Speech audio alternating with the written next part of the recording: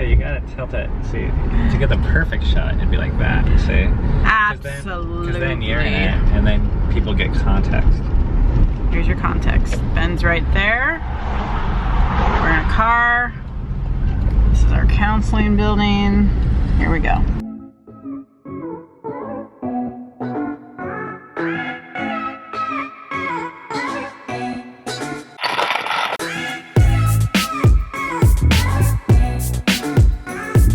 Tammy's getting really good at making these things.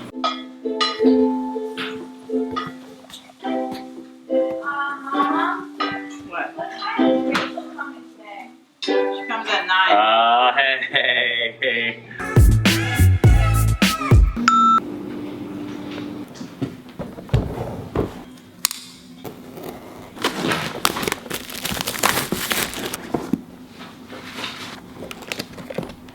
I kind of want to keep this plastic on it so the kids don't get it dirty. Look at that. All right, the kids just finished their Hebrew lesson. Now it is our turn, so we'll see how our time at the coffee shop paid off yesterday. So in Hebrew, there's something called a trilateral root, which is 3 consonants in every single verb and most every single noun or word. Like in English, if you had the word work, you would take out the vowel, the O, and it would be W-R-K. Okay, those would be the 3 consonants. Once you can find in each word the consonants, you can make up any form of speech. So in future, you would add a prefix. In past, you would add a suffix. And in present, you add something in the middle. So this is the beat, yeah. In the future, you add something in the beginning. In the present, you usually add something in the middle. And in the past, you add something at the end. I mean, easy. As a concept, it makes sense to me. But. How do you say Batman in Hebrew? Batman.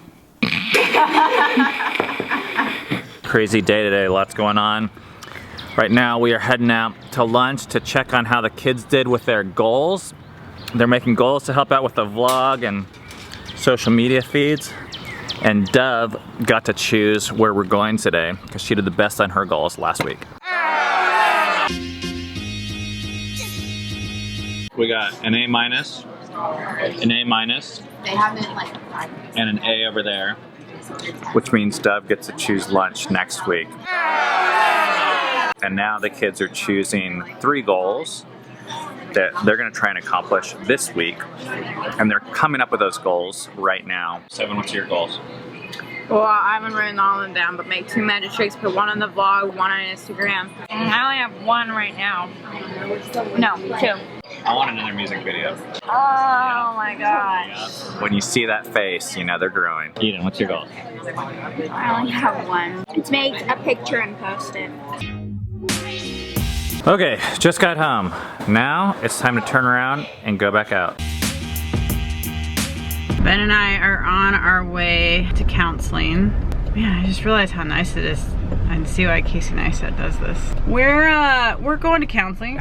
And today's been a busy day, but it's important for us to carve out this time.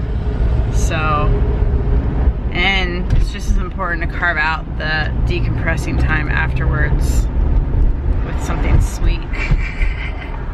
So you can count on that. You're already justifying the cupcake in your head. Oh yeah.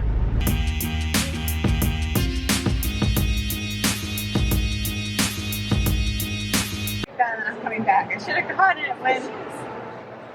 gotten it when we came back. When we first. See, I can't even talk. What would I have gotten? I like the vanilla cake the best.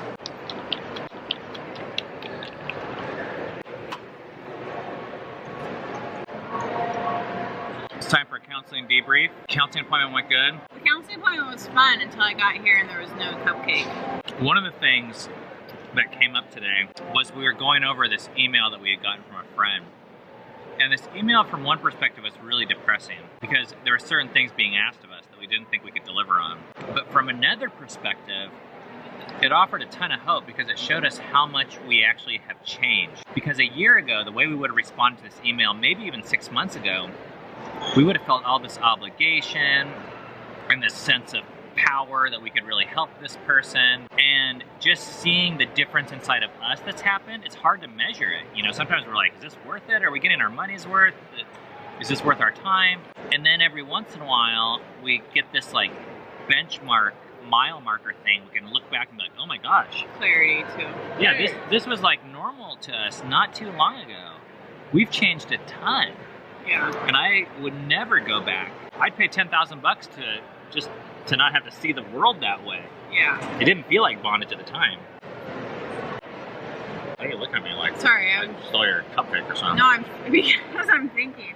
I mean, I got really pissed off after reading the email, but I also agree with Ben in that he was like super excited, and I could see that point of view, but I was really upset for a day or two. All right, we'll go see if the cupcakes are there. She's there. Hi.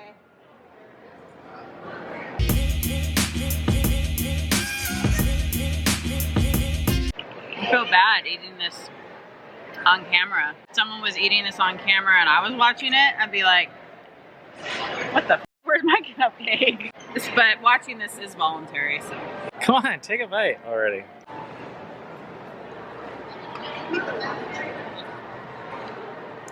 I was kind of hoping there was like cookie dough inside, but I don't think there is. Well, maybe there is. I haven't gotten quite in the middle yet. I'm not disappointed yet, though. This is pretty good. Ben's like smirking behind the camera.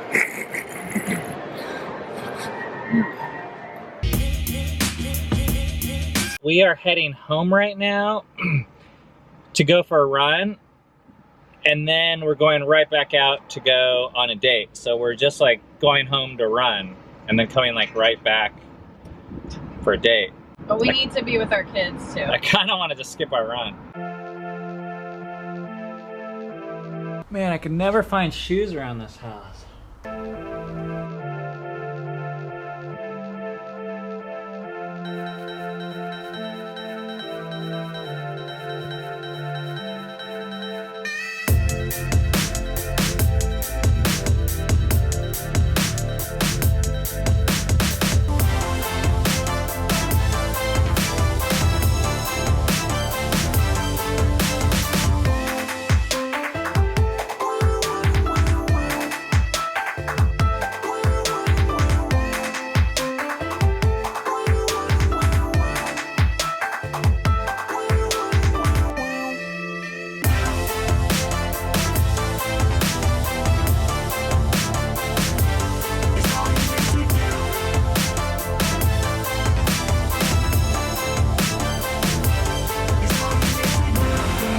Today was one of those days that were actually really hard with specifically one of our kids. And this has happened a lot over the years. Sometimes we don't always show the difficulties we have with our kids, more to protect the individual kids themselves.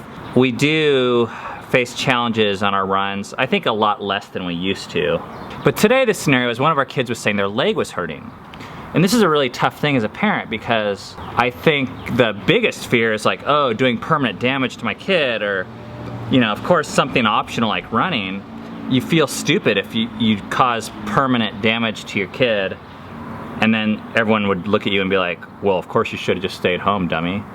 It was your fault. With a few exceptions, very few exceptions, as we've pushed our kids through this, so far, every single time they've been fine. You know, there's times where they're sick. We believe them getting better would be better for them to not run. Mm-hmm. But there's also just a lot of stuff that comes up where getting their take and them saying my leg is hurt, I can't run, that's a piece of information. Mm-hmm. But, you know, we believe in them more than they believe in themselves a lot of times. Mm-hmm. And I think our job is to like carry them through it. At first judge, we have to make a judgment call. Okay, yeah, they can do this. And now it's our job to carry them through it, yeah. But I think there's two ways to be wrong. I think it's okay to make a mistake. And our kids could actually really get hurt doing this. You know, that's one of the realities of it that we have to be honest about.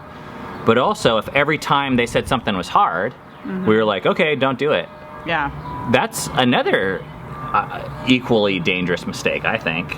It is time to go on a date.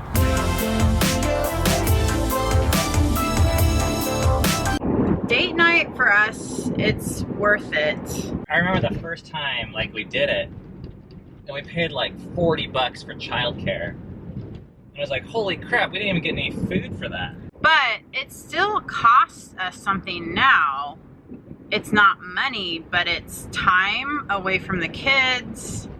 I guess that's the main thing. Well, and it puts a burden on the older kids for childcare. That's true too. We feel like it's important enough it helps us to connect and to be on the same page. So, I mean, even if can't get out very much, I mean, it's cool to maybe have a goal and say once a month we're gonna get out and we're gonna do this. Sometimes I feel guilty because it feels like we're just prioritizing romance and it's really just we're the primary beneficiaries. But I've come to believe that one of the best things we could ever do for our children is for us to be connected. When Cammie and I are in love and enjoying each other and feel together, that's the best gift we could ever give our children. So for us, you know, this is how we do it. We go out to a little fancier dinner sometimes, and sometimes a movie, sometimes a walk, whatever. Mm-hmm. And I think that connection, us feeling connected, helps us to pour into our family.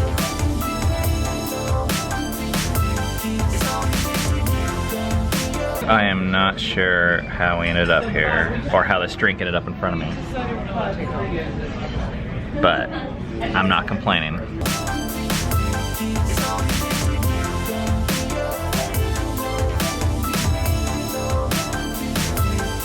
I never get as much Parmesan as I actually want. I always stop them just because it starts to feel awkward.